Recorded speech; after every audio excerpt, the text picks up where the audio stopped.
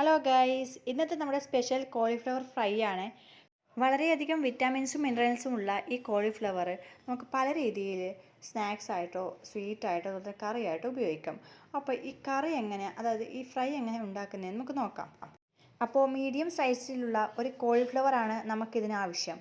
അപ്പോൾ അത് നന്നായി കഴുകി വൃത്തിയാക്കിയ ശേഷം ചെറിയ ചെറിയ പീസുകളായി മുറിച്ചെടുക്കുക. അതിനുശേഷം നമുക്ക് ബാക്കിയുള്ള ഇൻഗ്രീഡിയൻസ് എന്താണെന്ന് നോക്കാം. 2 ഘട്ടങ്ങളിലായി തയ്യാറാക്കാൻ വേണ്ടി പറ്റുന്ന ഇതിൻ്റെ ഫസ്റ്റ് സ്റ്റെപ്പ് എന്താണെന്ന് നോക്കാം. ആദ്യം തന്നെ മസാല ചേർത്ത് അതിനെ പൊരിച്ചെടുക്കാം. അപ്പോൾ അതിന് വേണ്ടിയിട്ട് ആദ്യം 2 ടേബിൾ സ്പൂൺ കോൺഫ്ലോർ, മൈദ വേണമെങ്കിൽ എടുക്കാം, കോൺഫ്ലോർ എടുക്കുക. പിന്നെ അതിലേക്ക് ആവശ്യമായ ഉപ്പ്, കുരുമുളക് പൊടി, മഞ്ഞൾപ്പൊടി, പിന്നെ കുറച്ച് ചുവന്ന മുളക് പൊടി എല്ലാം കൂടെ ചേർത്ത് നന്നായിട്ട് മിക്സ് ചെയ്തെടുക്കാം. പിന്നെ ആവശ്യത്തിന് വെള്ളം ഒഴിച്ചിട്ട് ഒരു ബാറ്റർ പരുവത്തിൽ നമ്മൾ ഇതിനെ ആക്കിയെടുക്കണം.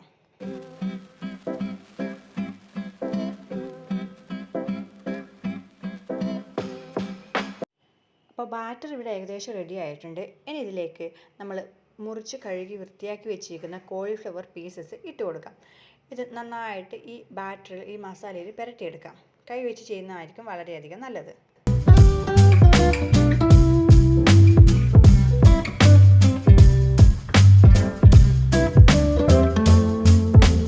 അപ്പോൾ മസാലയൊക്കെ പുരട്ടി ഈ കോളിഫ്ലവർ ഇവിടെ റെഡി ആയിട്ടുണ്ട്. ഇനി ഇതിനെ നമുക്ക് എണ്ണയിലിട്ട് പൊരിച്ചെടുക്കാം.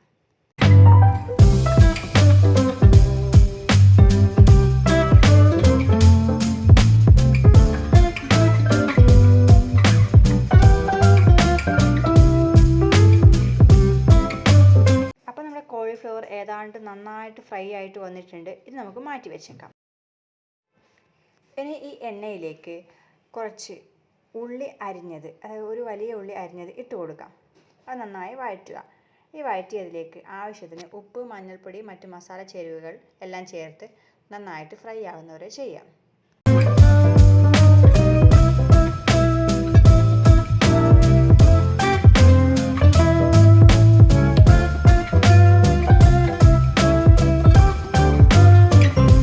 ഇനി വഴറ്റിയ ഉള്ളിയിലേക്ക് 1/2 ഗ്ലാസ് കോൺഫ്ലോർ വാട്ടർ, കോൺഫ്ലോറും വാട്ടറും കൂടെ മിശ്രിതം ചേർത്ത് കൊടുക്കുക. അത് നന്നായി വഴറ്റുക. ഇതിന് ശേഷം ഇതിലേക്ക് ഒരു 2 ടീസ്പൂൺ ടൊമാറ്റോ കെച്ചപ്പ് ചേർത്ത് കൊടുക്കാം.